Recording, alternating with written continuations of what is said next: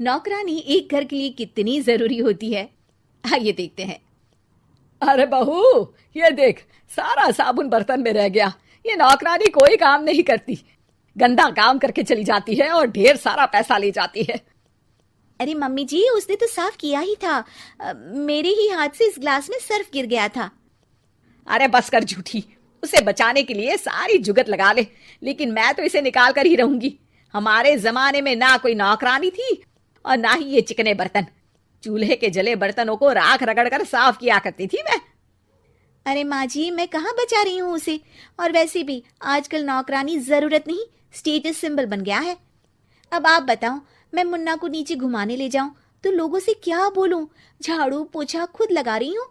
लोग सीधा यही पूछते हैं कि कौन सी नौकरानी काम कर रही है तेरे घर पर। अरे बस कर, ये भी कोई बात होती है? मम्मी जी, आप नहीं समझेंगी। शाम को नौकरानी घर आकर काम कर ही रही होती है कि सास को कहती है, माँ जी, एक बात बोलूं, बुरा न मानना।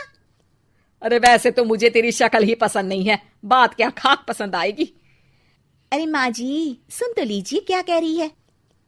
तो मैंने कौन सा उसका मुंह पकड़ लिया है? अरे माँ जी, वो लाल साड़ी पहनती हो ना, ना पहना करो। सास का गुस्सा अब तो 7वें आसमान पर होता है।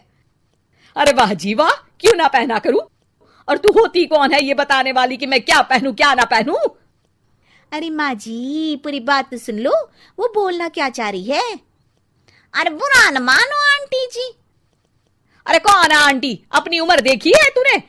2-4 साल ही छोटी होगी मुझसे और मुझे आंटी बोल रही है। बहू सर पर हाथ रख लेती है। अरे अच्छी खासी उम्र दराज हो और आंटी ना बोलूं? मैं तुम्हारी बहू से भी 4 साल छोटी हूँ। क्यों दीदी? बोलती भी क्या, एक तरफ सास यानी पति की माँ, तो दूसरी तरफ नौकरानी जिसके बिना घर का काम नहीं चल सकता।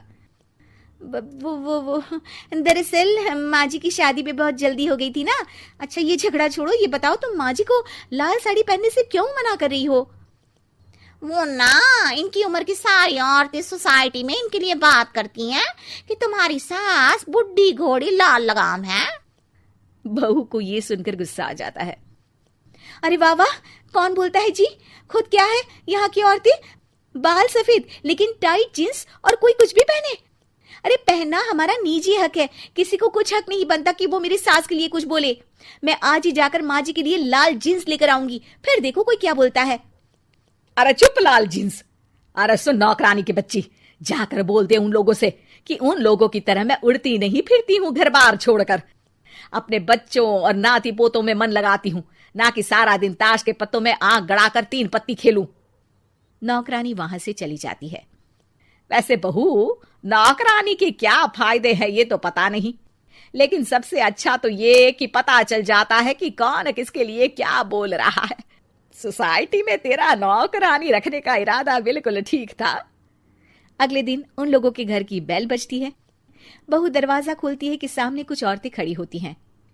अरे बहू, कहाँ है तेरी सास? बुला जरा। अरे बहन जी, आप सारी एक साथ आइए आइए, कैसे आना हुआ? अरे 3 पत्ते खेलने आई हैं, क्यों खेलोगी? क्यों नहीं क्यों नहीं, वैसे भी बड़े दिन हो गए, एंटरटेनमेंट हुआ नहीं। बहू जा जाकर पकोड़े तो बना ला। अरे बस करिए, आगे कुछ पीछे कुछ।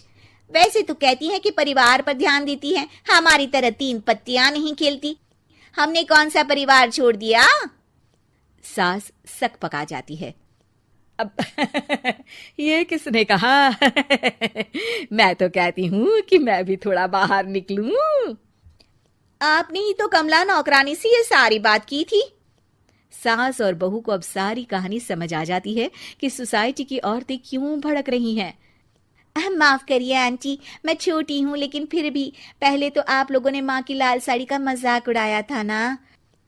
हाँ हाँ, उड़ाया था, लेकिन उससे पहले तो तुम लोगों ने हमारी जीन्स के बारे में बात की थी। अरे क्यों ना पहने हम जीन्स, तुम्हारे पैसों की थोड़ी ना है। सास और बहू सर पकड़कर बैठ जाती है।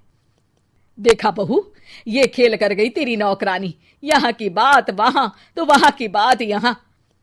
दोनों किसी तरह औरतों को समझा बुझाकर घर भेजती है, और कसम खाती है कि नौकरानी को नौकरानी ही रहने देंगी।